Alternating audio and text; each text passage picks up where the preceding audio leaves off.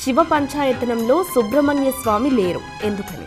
అసలు స్థాపించింది షణ్మత స్థాపకుడు శ్రీ శ్రీ శ్రీ శంకర భగవత్పాదుల వారు.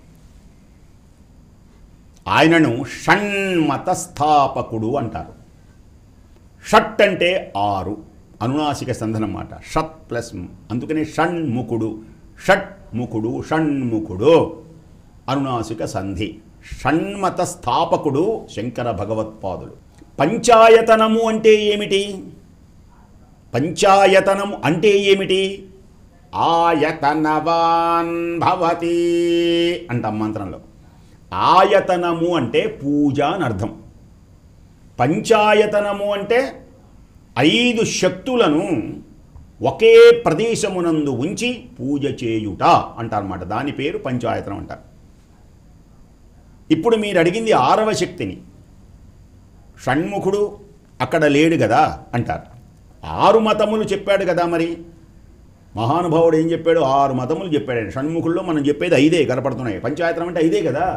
ఆ 5 ఏమిటి అంటే ఆదిత్య అంబికా విష్ణు గణనాథం మహేశ్వరం. వీటిని పంచాయతనం అంటారు. ఆదిత్య సూర్యుడు, అంబిక శాక్తేయం, విష్ణు వైష్ణవం, గణనాథం గాణాపత్యం, మహేశ్వరం శైవం. వీటితో పాటు దేనికని షణ్ముఖుడు లేడు అంటే షణ్ముఖుడు ఉంటాడు. ఎవరు ఆయన అంటే మనం ఎప్పుడైనా ఏ పూజ చేసినా, పంచాయతన పూజే కాదు, ఏ పూజ చేసినా దీపారాధన చెయ్యాలి. ఆ దీపస్వరూపమే షణ్ముఖ స్వరూపం. షణ్ముఖుడు అంటే కుమారస్వామి, ఆయన ఏ సుబ్రహ్మణ్య స్వామి, ఆయన అగ్నిస్వరూపం, కార్తికేయ స్వరూపం. మనం భక్తి ఛానల్ వాళ్ళు అత్యద్భుతమైనటువంటి మహోన్నతమైనటువంటి ప్రపంచం మొత్తం హైందవ సంస్కృతితో విర్రబీగుతున్నది అంటే ఈనాడు భక్తి ఛానల్ వారు నిర్వహించే కోటి దీపోత్సవం.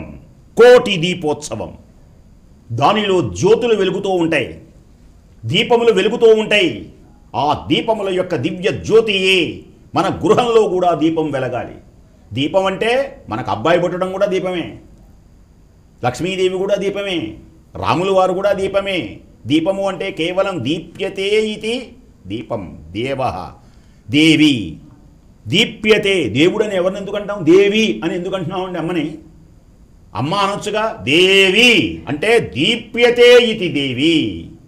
ఏ గృహమునందు ఈ దీపం ప్రకాశిస్తున్నదో ఆ దీపం సకల జ్యోతి అయి పరబ్రహ్మ స్వరూపమై, దీపం జ్యోతి పరంబ్రహ్మ, దీపం సర్వతమోపహం, దీపేన సాధ్యతే సర్వం, సంధ్యా దీపం నమోస్తుతే.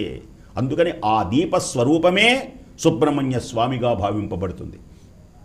అందుకని షణ్మతములలో నువ్వు ఏ దేవతను ఆరాధించినా మొట్టమొదటగా నీవు దీపము వెలిగించే, దీపారాధన చేసే పూజా కార్యములు ఆయతనవాన్ భవతి. కాబట్టి ఆ ఆయతనం అంటే ఆ పూజ మనం చెయ్యాలి అని ఆ షణ్మతములలో తప్పనిసరిగా మనకు ఉంటుంది. ఆ ఉండేదే జ్యోతిస్వరూపమైనటువంటి షణ్ముఖ స్వరూపమే షణ్మతములలో శ్రేష్టమైనటువంటిది. ఇదియే స్వామివారిది.